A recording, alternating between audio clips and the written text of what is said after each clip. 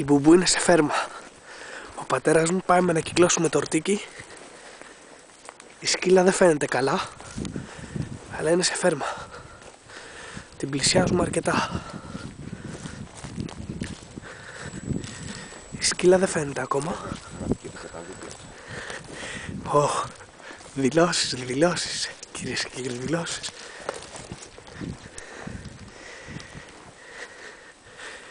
Η σκύλα φαίνεται τώρα, καθαρά.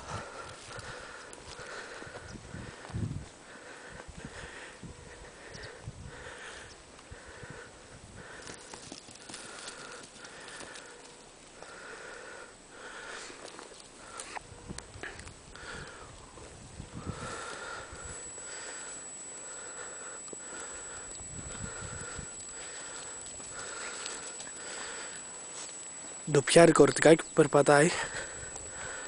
Θα το ξαναβρει η σκύλα, να δούμε.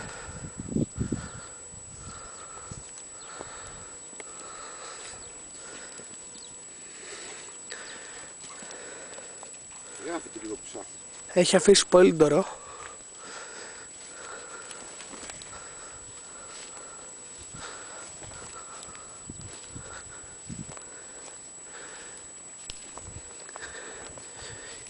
Εξαφανίστηκε η σκύλα.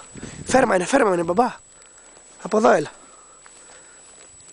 Και είναι ξανά φερμαρισμένη. Να δούμε. Είναι εδώ το ορτίκι ή είναι ζεστή θέση πάλι.